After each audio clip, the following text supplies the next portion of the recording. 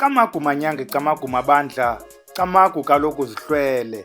Namhlanje njengoba siyazi ngumgqibelo usuku apho siye sincokole ngezidla umzi apho siye sicebisane khona sijonga imiba yala makhaya ethu kaloku sihla amahlongwana phezulu, sicebisaneni, sikhuthazaneni, sithundazane kaloku kwenzela ukuba lo uthi abe yena uyashiyekela simthundeze naye uba makaye phambili angashiyekeli ngasemva. Siyafundisana kaloku ngokwenjenjalo. Loo nto sisithi nawe hlomla kaloku nawe utsho eza kwizimvo ukuba unetopic othi ufuna khe kuziwe nayo, yiza nayo ngaphambili. Wena mntu othi kule nto ibincokolwa ikhona indlela oyazi ngayo le nto kunale ndlela echazwe ngayo. Siyafundisana bantu abahle, akho mntu kaloku owazi yonke le nto yaphandle apha. Sithi kaloku nawe phosa esivivaneni. Wena mntu kaloku othi ezi nkqubo zeli khaya ingathi zingakunceda okanye ubomi ngathi noko ziyakusa endaweni, subscribe kaloku mntanomhle, share ukwenzela uba nomnye umntu ozawuthi afane nawe abone ukuba noko ezi topiki zilulutho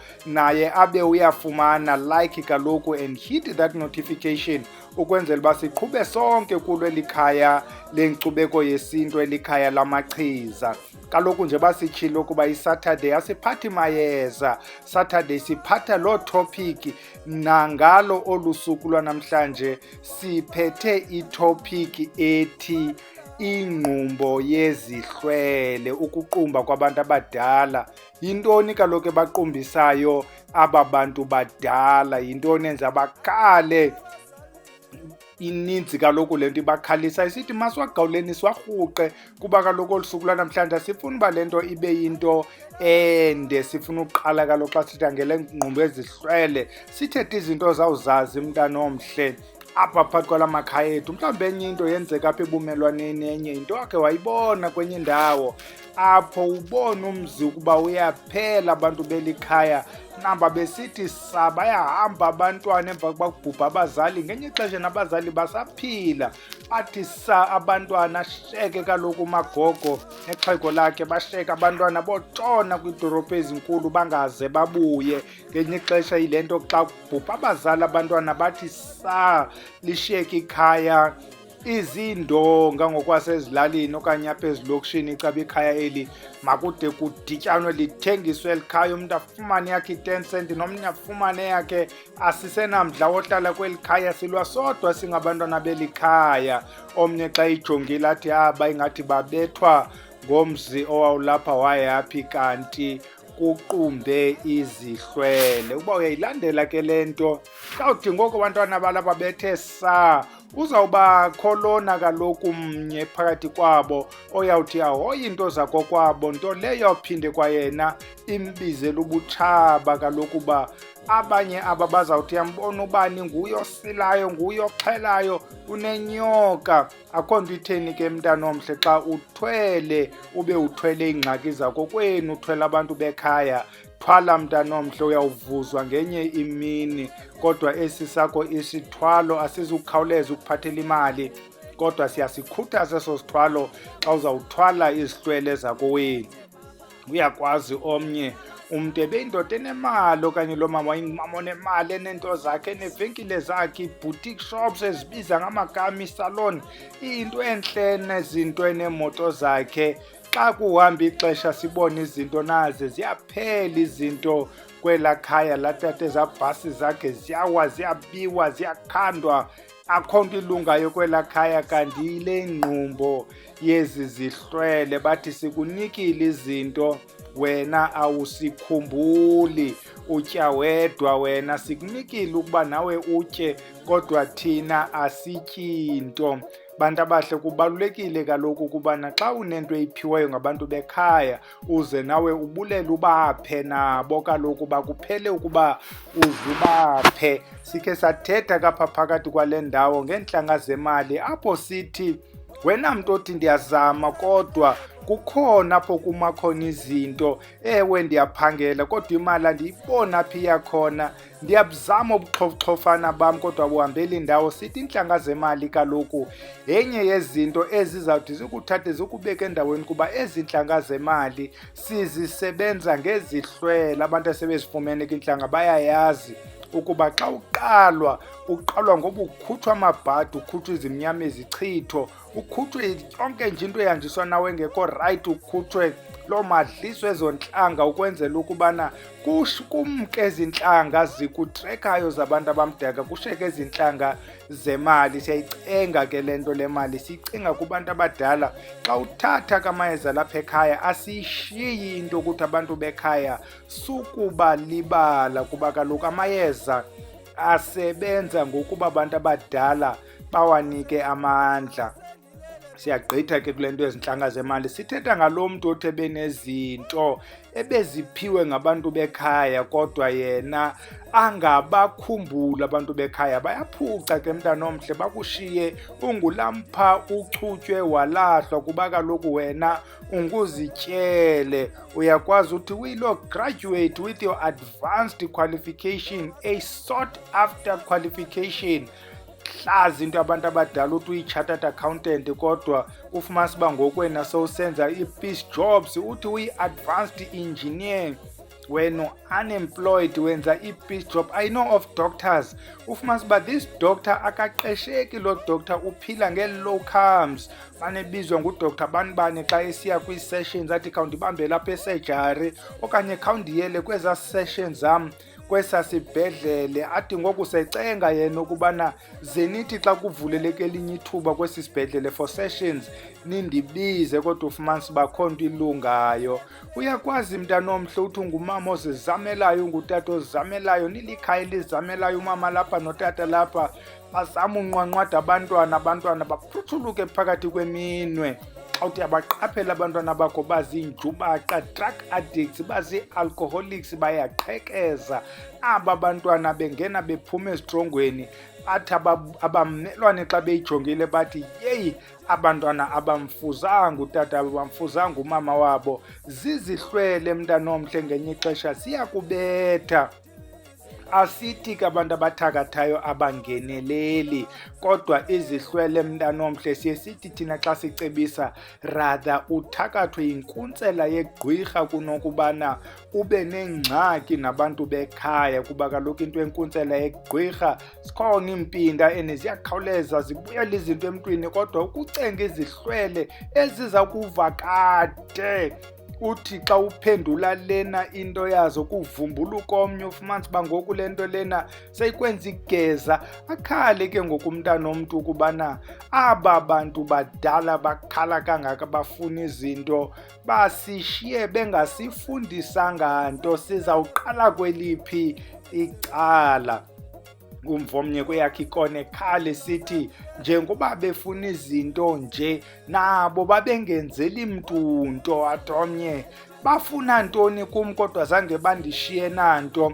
Kaloku mntanomhle sithi we need to change this trajectory. Andithi ngoku sesenzela thina aba bethu abantwana, andithi sesilungiselela thina ukwenzela abethu abantwana basikhumbule, basihoye. Masilungiseni kaloku indlela, masihoyeni la matyalo ukwenzela ukubana kaloku siwacuthe abantwana bangaqali apho bekufana uba thina siqale khona. Ininzi kaloku into engala matyala, bayakhala abantu abadala. Asizuyibala le katata othi xa uye emntwini akhalele ububuhlanti bakhe, awusabuhoyanga, awusabuvuseleli. Umama akhala ukuba indlu yakhe imdaka emva kuba yena walandulela eli. Ezo izikhalo zizikhalo ezilula, kuba kaloku xa kukhalela ubuhlanti kuba ukhangela abafana bakuvusela wabuhlanti kuphele laa ngqumbo. Sithetha ngezinto ezihambe zikufuna ubukhupha epokothweni. Imizekelo, laa mntu wabhubha engozini. Ingozi ke ingayingozi yemoto, ingakudutyulwa, ingakuhlatywa, kodwa lo mntu wabhubha engozini. Nijikelezwa ingozi phakathi kweli khaya, uyakhala lo mntu. owabhubha kabuhlungu. Anizange kaloku loo manxeba niwahlambe, ngoku uza ephethe izikhali zokuqhubekekisa laa ngozi phakathi kwekhaya. Ihoyeni loo nto, bantu abahle. Sancokola ke ngosana olathi lwakhutshwa ngunina, liyagalwa olu sana.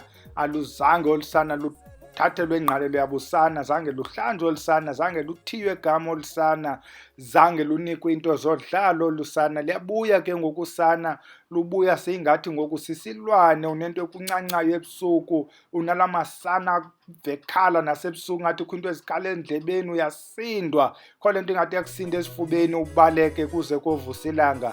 Sithi thina sisilwane, sikukhuphisa imali ezininzi zezilwane, kanti lo lasana mntwana omhle. Abanye kumntu ujikelezwa ibhokhwe, inkomo, yiloo gusha, kudala ifunwa abantu bakokwabo, bemxelele bangajikela kule kona, bayavela emaphupheni beyifuna le nto, bade ke bazozithathela. Zikhona ke ezinye izinto eziye zibe bunqabarha, kodwa xa sezisenziwa zibe nako ukubhida. Enye yazo yile ufumana uba kwangcwatywa umama wongcwatyelwa kowabo, kuba kusithiwa emzini wakhe kukho ezo ngxaki zithile, sisindisiwe thina apha, hayi asizuyenza ethile nethile xa umama kongcwatyelwa kowabo ngezo zathu zoba emzini wakhe bengafuni umngcwaba. Zininzi ke izinto. Ngelinye ixesha umama wathi xa ibhula wagoduka abhubhele kokwabo, kuthiwa masengcwatyelwa khona. Uyabuya ke ngoku umama uthi makongcwatyelwa kwakhe. Inijikeleze le nto, ifike nalapha kuba mmelwane, ibe yinto ende kamama ofuna uyongcwatyelwa emzini wakhe. Zininzi ezi zinto bantu abahle zihambe zisikhalisisela ngabantu badala, zisenzela ingqumbo engapheliyo. Ikhona enye ikheyisi endakhe ndeva ngayo yomama owangcwatywa ngesambatho senkonzo, kuba kaloku sesikhonza ngoku. Ndifuna xa ndingcwatywa ndifika amarhamente, kukho nalaa nto kuthiwa kumisa ibhatyi, nokuthini laa nto yamama bezicawe. Ngcwatywa umama, ixesha esilihamba, uvele ebantwini bonke uba yena ufuna ungcwatywa ngeempahla zakhe zasemzini. Ingxaki ke ngokuba kufuneka ngoku lo mntu ayokhutshwa ebhokisini, kukhululwe ezazambatho, anxityiswe futhi isimama azokwazi ukuba amkeleke phaa kwele mimoya, kuba kaloku xa efika phayana ungumama otheni lo wecawa, akukhonzwa apha. Sifuna umakoti ozawuvela kule mizi xa kufunwa oomakoti okanye oomama. Yanijikeleza into phakathi kweli khaya, kuthethwe ngalo tata othiwa yena xa evela uvele ngapha kwegeyithi, uyavela emathongweni, bayambona abantwana. Lo tata ngathi kho umsebenzi okhoyo, lo tata ungapha kwegeyithi akade angene, uyakhala ngelinye ixesha. Mfakeni lo tata, kungenzeka iintlahla zenu ziphayana kulo tata, ningade nimfake abe khona phakathi kwekhaya. Izawunijikeleza ke nento yalo mfana wabhubhayo, wayengumfana ngoko, lixhego ngoku, owabhubha ekwizinga loba makoluke.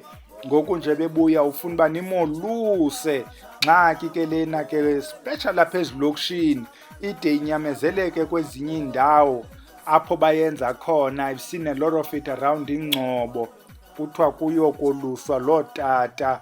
Emva koba nimolusile nibone lot of change nakubantwana balapha abangamakhwenkwe, ebeseyingabantwana abaxakileyo la makhwenkwe alapha, aziphethe kakubi, ahlaba abanye, enza ingxaki. Nalapha phakathi kwekhaya ufumanisa uba nabo tata abadala bangoomanyaleni abathile, kodwa xa kugqitywa ukoluswa lo tata nibone uba ininzi into etshintshayo apha phakathi kweli khaya. Le nto ihamba ifane ke neekheyisi ezithile endikhe ndaziva. Kuthiwe nanku umama othile walapha phakathi kwekhaya okhalaba zange yena alotyolwe. Mhlawumbi lo mama kweziwa naye utata oyophangela ezimayini, abuye nalo mama amhlalise lo mama apha, nide nicinga umama walotyola, into zenziwa abe ngumama walapha ekhaya. Ngoku emva kwexesha uyakhala lo mama, ufuna ukulotyolwa.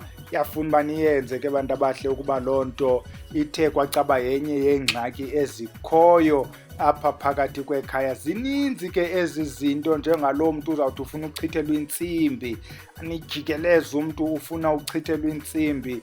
The more ningayenzi le nto yokuchithwa kweentsimbi zeli gqirha, the more nilandelwa zizinto ezininzi. Asoze siyigqibe ke le nto iqumbisayo, kodwa these were just some of the few pointers apho ke kuqunjwe khona kufuna uba izinto zihoywe. Zininzi bantu abahle, zininzi. Maybe we'll find time sizibreak it down, sithethe nga each and every one of them, si-break it down uba ithini le process xa kwenza into ethile. Kodwa ke siye sicebise thina ukubana one of the best ways yokwenza imisebenzi yekhaya yile ndlela eyenziwa ngayo apha kowenu okanye kuloo ngingqi uhlala kuyo, than ukuba u-import indlela yokwenziwa kwemisebenzi yesintu. Utata into yangapha eNgqamakhwe uyoyisebenzisa ngapha eTakastad. Manzi ayaziwa le ndlela uze nayo. Is very important uba sizihlalele ezi zinto, siwajongele amatyala, siwahoye, sikwazi uwahoya, siwathethele esingakwazi uwathethela kuba into zesintu ziyathethelwa. Mntanomhle, uyakwazi uba uthi ufunwa inkomo umise ngenkukhu, abuze umntu what is the distance between inkomo nenkukhu. Is a huge distance, kodwa uyakwazi umisa ngenkukhu endaweni yenkomo, uchaza ukuba akukho nto ndiyilibeleyo, akukho nto ndingayaziyo, andinanto esandleni izihlwele zasekhaya. Ndithi mandibe ndininika le mbabhama okwakaloku nje kuba ndisaqokelela inkomo. Ndicela amandla, ndicela imali, ndivuleleni kaloku indlela. Siyacenga ke thina apha ekhaya, siyacenga bantu abahle.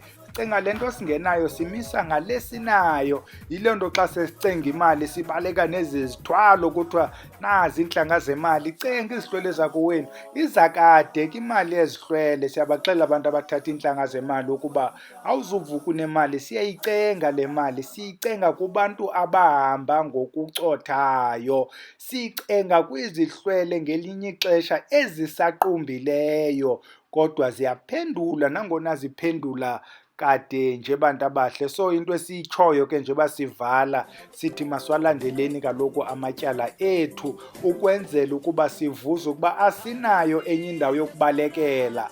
Wena mntu obalekela kuYesu, guqa kuphendule. Nanko wethu uYesu, zezi zihlwele abantu balela ukuthula, ngabo gadayo, abasikhuselayo, ngabo abasinika imali, abasinika amandla, abasinika abantwana, basinika izimoto, basinika izindlu, basinika amadoda nabafazi, basikhusele. Sicenga bona kaloku ukuba ayikho enye into esikholose ngayo. Sithi masibahoyeni ke aba bantu badala. Siyabulela ke nangayo lena yanamhlanje itopic. Silinde ezawulandela bantu abahle.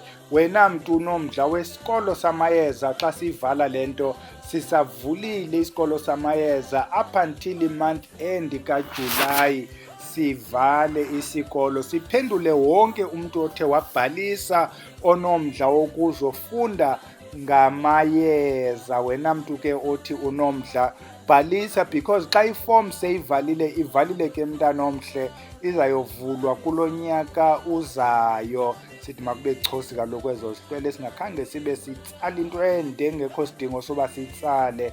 Sithi makube hele kaloku ezo zihlwele Camagu.